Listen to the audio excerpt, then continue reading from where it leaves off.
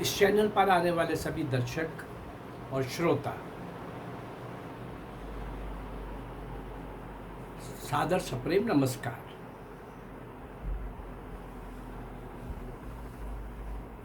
इस चैनल के माध्यम से मैं स्वतंत्रता संग्राम के लंबे इतिहास में, संघर्ष में निशावर हो जाने वाले वो सच्चे सपूत जिनको बाद में कहीं इतिहास में लिखा नहीं गया, बताया नहीं गया, पढ़ाया नहीं गया, मेरा एक प्रयास हो रहा है कि मैं ऐसे राजा दाहिर से लेकर सुभाष चंद्र बोस तक, अभी तो वीर मंगल पांडे से सुभाष चंद्र बोस तक का प्रयास कर रहा हूँ। अभी वो काकोरी केस तक पहुंचा है। एक एक को जिनको फांसी लग रही है उनके ऊपर मैं दो एपिसोड छोटे से दे रहा हूँ आपके सामने, ये जानने के लिए कि वो क्या लोग थे, कितने कर्मठ थे, कितने तपस्वी थे, कितने मजबूत थे, कितने नेक और बुलंद इरादे के थे, कितने जुझारू थे, कितने संघर्षशील थे, क्या थे वो। और उनके बारे में हमें कुछ भी नहीं पता, जिनके कारण हमें देश की स्वतंत्रता की देवी के दर्शन हुए, हम स्वतंत्र भारत में सांस ले सके, उनके बारे में हम कुछ नहीं जानते। हाँ, ये प्रवाह तो हमारा चलता ही रहेगा, बहुत देर तक चलेगा। ऐसे 400-500 नायक और नायिकाओं को तो मैं आपके सामने लाऊंगा ही, कम से कम। और बढ़ते बढ़ते आगे कुछ और अगर हाथ में आ गया तो मैं 1000 तक भी पहुंच सकता हूं। और 400-500 देशभक्ति के गीत, हिंदी के गीत देशभक्ति के आपके सामने आने वाले हैं, विदाउट म्यूजिक, कविता के रूप में, गीत के रूप में उसका आनंद लीजिए और एक एक शब्द को समझने की कोशिश करिए। इन्हीं शब्दों से, इन्हीं गीतों के शब्दों से प्रभावित वो सारे क्रांतिकारी अपनी जान पर खेल जाते थे। तन समर्पित, मन समर्पित और यह जीवन समर्पित, चाहता हूँ देश की धरती तुझे कुछ और भी दूँ। इस तरह के गीत गाने वाले, इस तरह का भाव लेकर के जान तक खेल जाने वाले जिन लोगों को हम नहीं जानते, हम इस चैनल के माध्यम से वो तो आपके पास लाएंगे, साथ लाएंगे। परंतु जो आज़ादी के बाद जिस तरह के लोगों के हाथ में सत्ता आई, उनका इतिहास मैं आपको बीच बीच में बता रहा हूँ। उनको आरंभ करने वाला एक अंग्रेज, यूपी के ईटा का कमिश्नर अंग्रेज, और आज भी लगभग किसी विदेशी महिला के हाथ में ही वो सारा कुछ है। पर चलिए, इनके पाप तो इतने भर चुके हैं और अभी भी वही कर रहे हैं। ये पाप का घड़ा भरने वाला है, तो शायद जल्दी ये अनजाने में भर रहे हैं ताकि ये पूरा जल्दी भर जाए। वो दिख रहा है आप आज कांग्रेस की हालत जो है, इसी के कांग्रेस के महान सपूत, उनके तो सपूत ही है ना, देश के कपूत हैं वो। मध्य प्रदेश से जिस ढंग से बेइज्जत करके सीएम थे निकाले गए, आज तक इनको वहाँ एंट्री नहीं मिली, महाशरारती दिमाग के।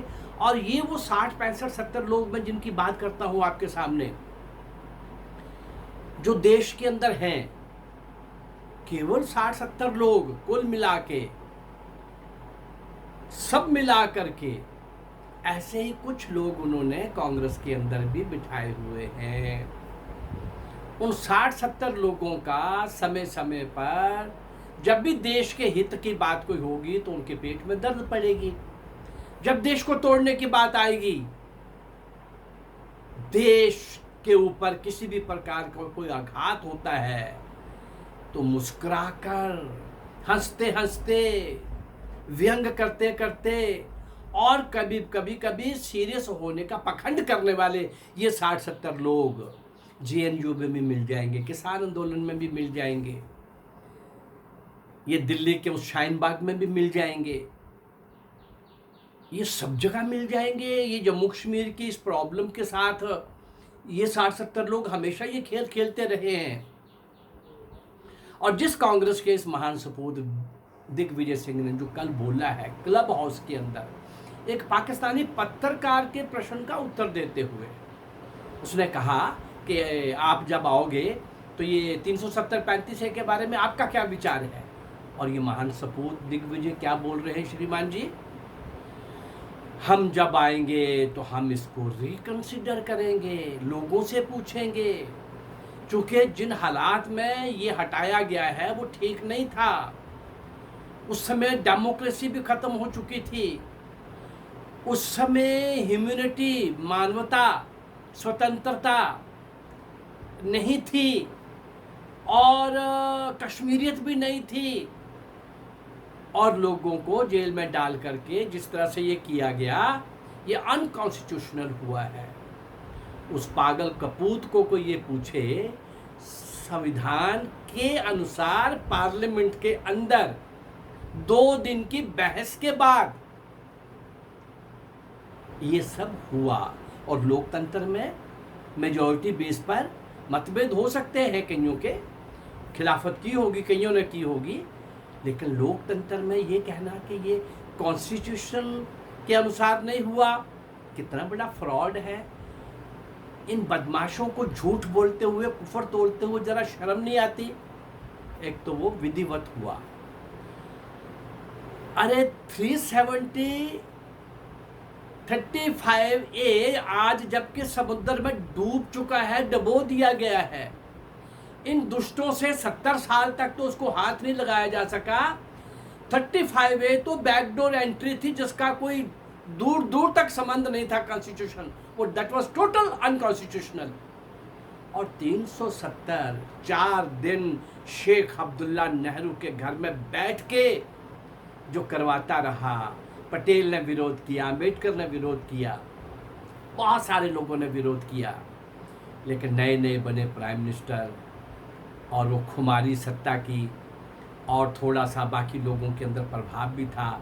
वैसे देखा जाए तो प्रभाव तो उसी दिन पता लग गया था जब 15 स्टेट कांग्रेस की बॉडीज ने प्राइम मिनिस्टर के लिए, उस समय 1946 के कांग्रेस के प्रेसिडेंट के लिए, जिसको बाद में प्राइम मिनिस्टर बनना था, 12 कांग्रेस कमेटी ने पटेल को रिकमेंड किया था। नेहरू के लिए एक ने भी नहीं, बाकी बीच जो शेष 3 बच गई थी, उन्होंने महात्मा गांधी को कहा आप जिसको ठीक समझे आप करिए। नेहरू के पक्ष में एक रिकमेंडेशन नहीं आई, लेकिन वो शेख अब्दुल्ला की गद्दारी और नेहरू की मकारी जो कश्मीर में बहुत देर से महाराजा हरि सिंह के खिलाफ ये दोनों मिलकर के क्या क्या षड्यंत्र कर रहे थे, पूरा इतिहास देख लीजिए। मेरी एक पुस्तक है इसके ऊपर, वो आप देखिए, पढ़िए जरा, पता लग जाएगा पूरा इतिहास मैंने उसके अंदर लिखा है। उस समय जो आंदोलन हुए हैं इनके पक्ष में विपक्ष में, जिस तरह से नेहरू और शेख अब्दुल्ला ने मिलकर के जम्मू कश्मीर के साथ जो खिलवाड़ किया है, और आखिर में अगर पटेल एंटर ना करते तो ये बचा हुआ जम्मू कश्मीर ये भी आज आपके हाथ में ना होता। जीत रहा, आगे बढ़ रहा कश्मीर के लिए भारत का सैनिक सीज फायर कर दिया गया। और ये श्रीमान इस देश के महान पहले प्रधानमंत्री, अंग्रेजों के बनाए हुए प्रधानमंत्री, अंग्रेजों के षड्यंत्र का शिकार प्रधानमंत्री, उनके स्पॉन्सर्ड प्रधानमंत्री, और वो जो खेल खेल रहे थे वो तो खेल ही रहे थे। ये अगर कुछ अच्छा बोलते तो वो शायद पाप, वो कलंक थोड़ा थोड़ा धुलता, लेकिन ये तो वही चल रहा है, वही खून चल रहा है, वही परंपरा चल रही है, वही विचार चल रहे हैं। इन 60-70 लोगों में, जिसमें एक ये दिग्विजय सिंह भी है, इन 60-70 लोगों में जब कभी भी आप देखोगे भारत के हित में कोई सारी दुनिया के अंदर आवाज उठेगी तो इनका अलग से स्टेशन ऑन हो जाएगा। भारत को बदनाम करने के लिए अगर कोई कहीं दौड़, इंटरनेशनल भी तो लोग बैठे हुए हैं ना कहीं कहीं, स्पॉन्सर्ड लोग, वो अगर वहाँ पर कोई छोटा मोटा किसी के मिल मिला के खरीद के फरोख्त कर करके जैसे भी मैनेज करके कोई इंडिया के खिलाफ स्टेटमेंट देते हैं तो ये बड़े खुश होते हैं, और सारी प्रेस के अंदर आकर के, टीवी चैनल्स के अंदर आकर के, इंडिया की बदनामी हो गई, इंडिया की बदनामी हो गई, इंडिया की बदनामी हो गई। ये क्या कर रहा है मोदी? इन 60-70 लोगों को 2014 के बाद को बहुत ज़्यादा करने का मौका नहीं मिल रहा, थक जाएंगे ये। अपनी ओर से तो कोई उन्होंने कोशिश में कमी नहीं रखी। उन 60-70 लोगों में माओवादी, नक्सलवादी, अर्बन नक्सल्स और पीएफआई, उन 60-70 लोगों में कुछ बॉलीवुड में भी हैं, कुछ सो कॉल्ड इंटेलेक्चुअल्स भी हैं, कुछ 2-4-10 लेखक भी हैं और 2-4-10 पत्रकार भी हैं, और हमारे इलेक्ट्रॉनिक मीडिया में भी हैं। कुल मिला के 60-70 से ज़्यादा नहीं है, 80 हो सकते हैं भाई। कई बार इन लोगों की लिस्ट आती है, ये रवीश, सरदेसाई, बरखा दत्त, ये 8-10 पत्रकार तो हमेशा ही इनका नाम आता है, पर इनको अभी तक भी कोई शर्म नहीं है। और भारत के में कानून की हैरानगी होती है कि भाई कुछ भी बोलोगे आप, कुछ भी करोगे और इनके खिलाफ कोई केस नहीं होगा, इनके खिलाफ कोई कानून अपना काम नहीं करेगा। कानून इतना असहाय है, एडमिनिस्ट्रेशन, राज्य, कानून, सरकार, व्यवस्था के सामने ये लोग इतने बड़े हैं। बंगाल की सीएम कुछ भी वो कर रही है, कितना अत्याचार ढा रही है, केंद्र को आंखें दिखा रही है, ये एक अलग विषय है, इसको फिर कभी लेंगे। आज हम दिग्विजय को ले रहे हैं और जम्मू कश्मीर 370-35A के समाप्त करने के बारे में क्या बोलते हैं श्रीमान जी उस पाकिस्तानी पत्रकार को? उस समय डेमोक्रेसी नहीं थी, चूँकि गवर्नर राज था, वो वहाँ की परिस्थितियों के कारण। ह्यूमैनिटी नहीं थी। ह्यूमैनिटी कहाँ थी? स्वतंत्रता कहाँ थी? नेताओं को तो जेल में बंद कर दिया था। हाँ, 2-3 दिन से ये काम शुरू हो गया था, लेकिन किनको बंद किया था भाई? वो जो वहाँ के यूथ को पत्थर पकड़ा रहे थे, वो अपना एजेंडा आगे ले जाने के लिए क्या कुछ भी बोल रहे थे। वो वहाँ की एक्स सीएम मुफ्ती क्या बोल रही थी? अरे तिरंगा उठाने वाला कोई नहीं मिलेगा, अगर 370 का नाम भी लिया, हाथ भी लगाया तो 10 लोग उसके पक्ष में बोलने वाले नहीं आए, और इनको हाउस अरेस्ट किया गया था, जेल में नहीं डाला गया था। उसके बाद टोटल शांति है, विधिवत इलेक्शन हुए हैं, नई लीडरशिप निकल करके आ गई है, उन्होंने भी मोहर लगा दी है कि हाँ यही एक तरीका है और यही वास्तव में हमको मिलना चाहिए था। 370 के नाम पर, 35A के नाम पर कुछ परिवार पलते रहे। चलिए, बात हम कर रहे हैं ये क्या बोले, और तीसरा क्या बोले? डेमोक्रेसी नहीं थी उस समय, स्वतंत्रता भंग हो चुकी थी, और तीसरा कश्मीरियत भी नहीं थी उस समय जब इन्होंने 370-35A को समाप्त कर दिया। इन दुष्टों को शर्म नहीं आती। कश्मीरियत की बात करने वाले ये भूल जाते हैं जनवरी 89 को किस प्रकार से कश्मीरी पंडितों को, किस प्रकार के, किस ढंग से, कितने कत्लेआम से, कितने बलात्कार से, कितनी धमकियों से, किस आतंक और भय से वहां से निकाला गया। जेनोसाइड इन रियल सेंस हुआ है, और उनका वो एजेंडा है। उनके लिए कोई ऐसी नई बात नहीं है। ये तो हम मूर्ख हैं कि हम नहीं समझ रहे, इस देश के लोग नहीं समझ रहे। कहीं लिबरलिज्म के नाम पर, कहीं सेकुलरिज्म के नाम पर उनका एजेंडा नहीं समझ रहे।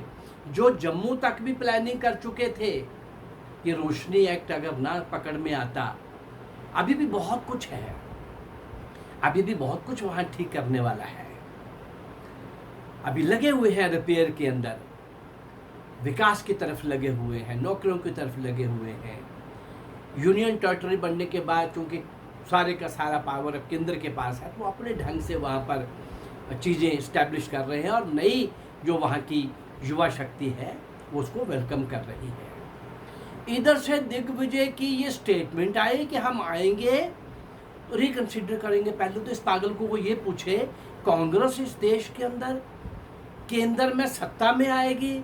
अरे यार, 2-3 प्रदेश जो तुम्हारे बचे हैं ना, वहाँ भी क्या क्या चल रहा है। पायलट आकर के दिल्ली बैठा हुआ है। अभी यतीन प्रसाद का देख लिया 4 दिन पहले का, कहाँ कहाँ पंजाब के अंदर जो चल रहा है वो सब आपने देख ही लिया है। जो 2-3 स्टेट बची हैं उनको संभाल लो। वहाँ 1-2 एक आध रह जाएगी, फिर उस एक आध को भी नहीं संभाल सकोगे। तुम्हारे पाप इतने हो चुके हैं कि तुम अपने पतन के खुद जिम्मेवार हो।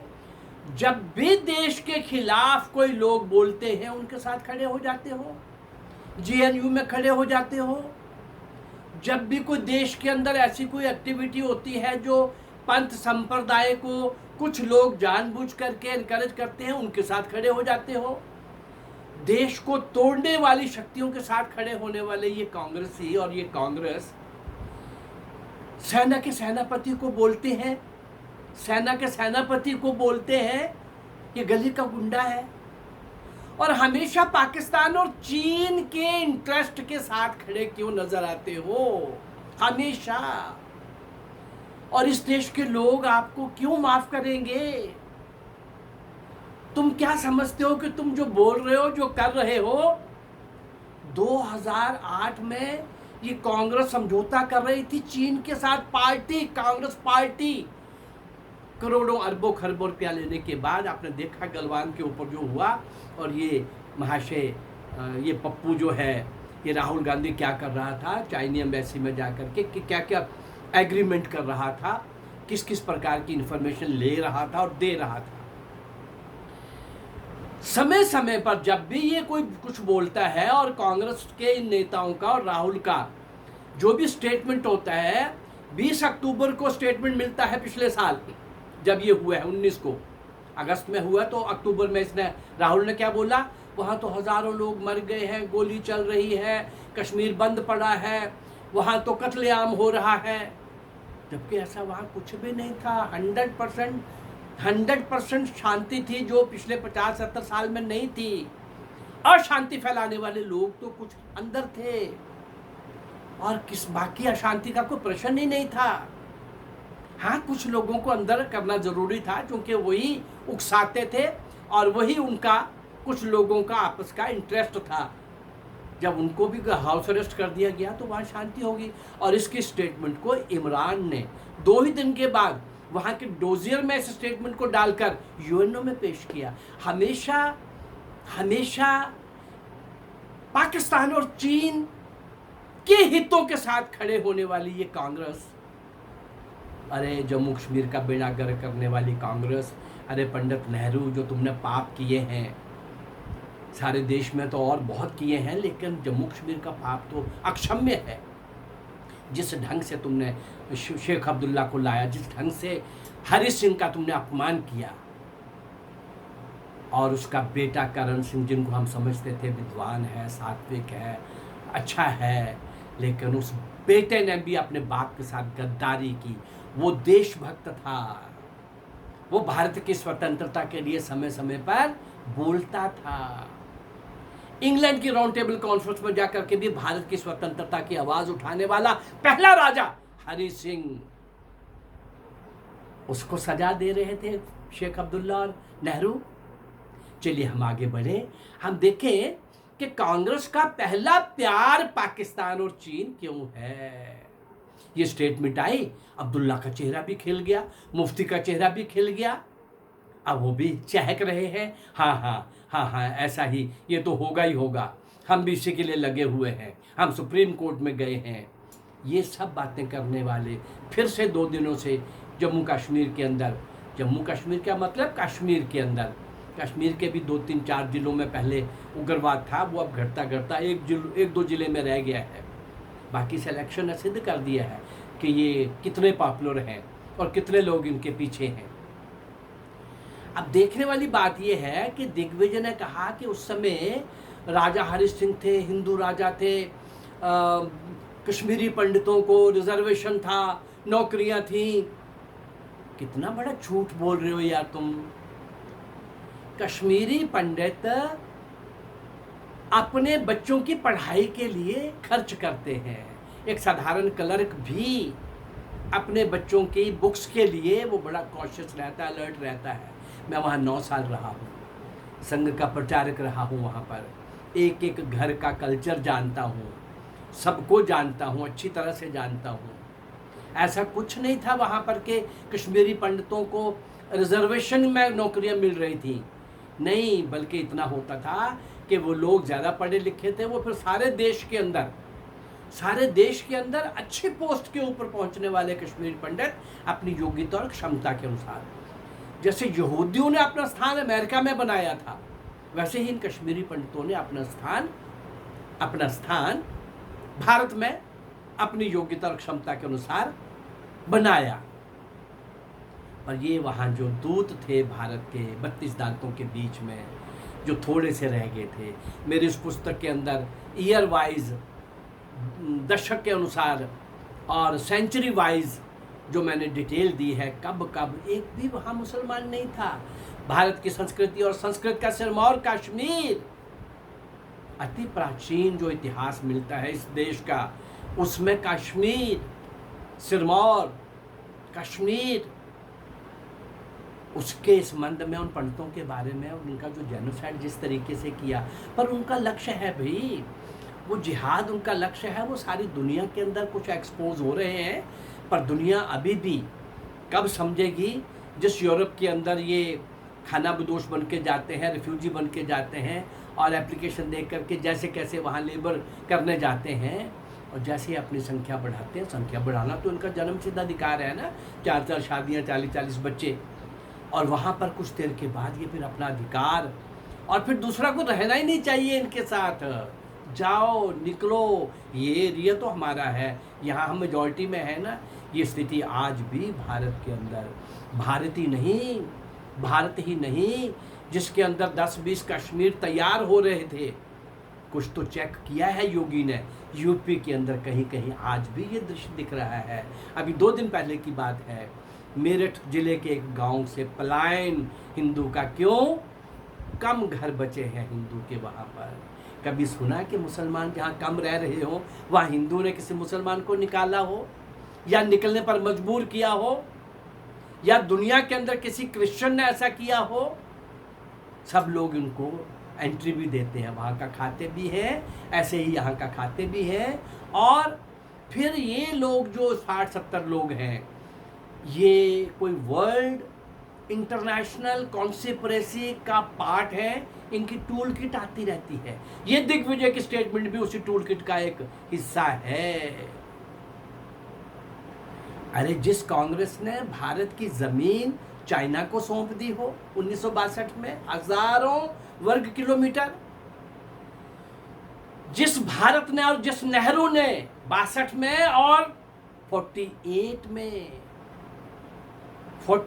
में पाकिस्तानी एग्रेशन में सारा जम्मू कश्मीर जाने वाला था, पटेल के कारण थोड़ा बच गया और बाकी भी आ सकता था, लेकिन जिस नेहरू ने पीओके के नाम पर, साइचिन के नाम पर कितना सारा पाकिस्तान को, चीन को दे दिया हो, वो कांग्रेसी शर्म नहीं आती इनको?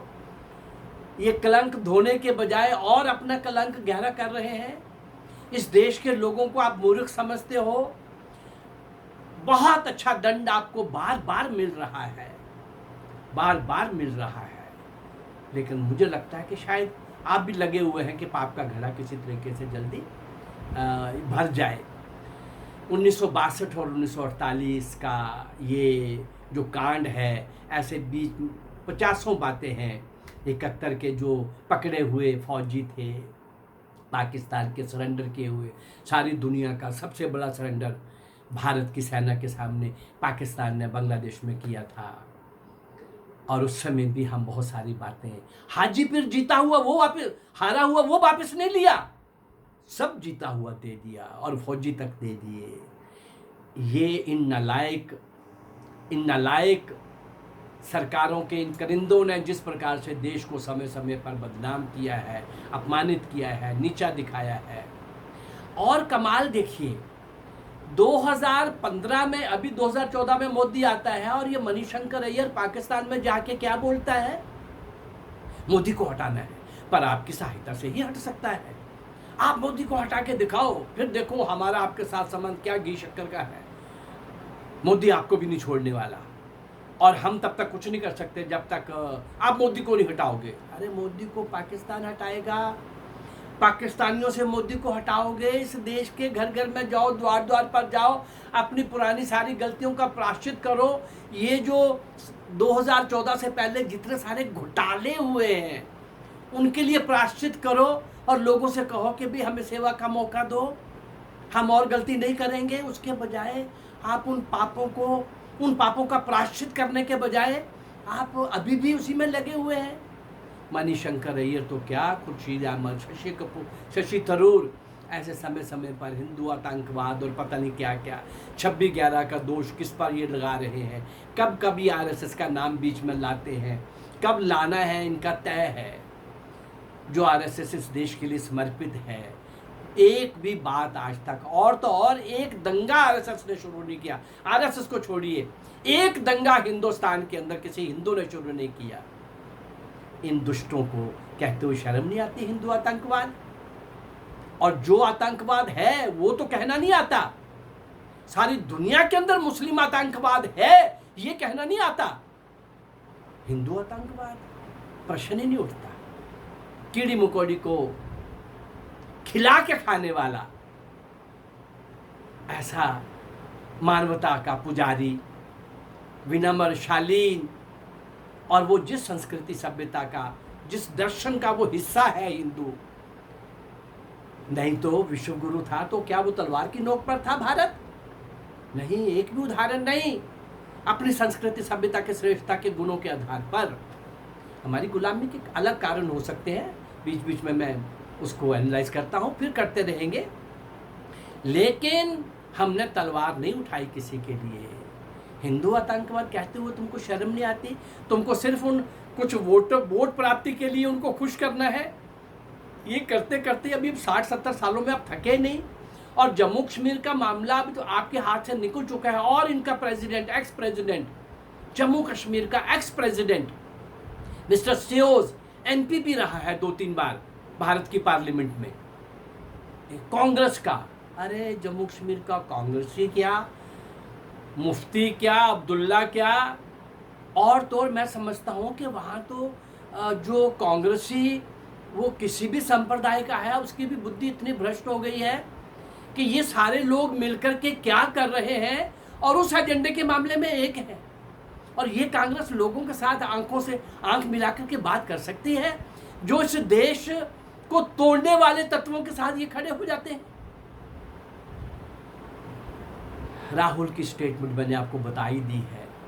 ये सब लोगों का समय समय पर किसने क्या बोलना है, क्या करना है, कब किसी विषय को ड्रिल करना है, कब देश जो विकास की ओर चल रहा है उसको कैसे मोड़ना है, दुनिया के किस मैगजीन में, किस पेपर में क्या लिखवाना है, कहाँ किस से क्या कहलवाना है, ये कुछ इनको 5-7 स्टेट्स के, 5-7 राज्य देशों के गुरुद्वारों के अंदर कब्जा किए हुए बैठे हुए खालिस्तानियों का भी भरपूर समर्थन है।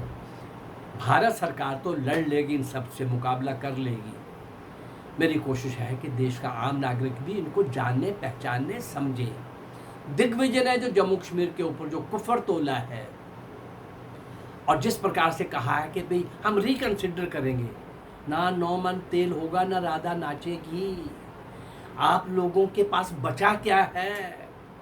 जो बचा है वो भी दिख रहा है, बिखर रहा है, आपके हाथ से फिसल रहा है। और फिर आप इस प्रकार की बातें करते हो और बात भी करते हो तो कोई अच्छी बात निकालो जिससे लोगों को लगे कि नहीं, अब थोड़ा सा ये शायद देश हित में इनकी भी बुद्धि काम करेगी।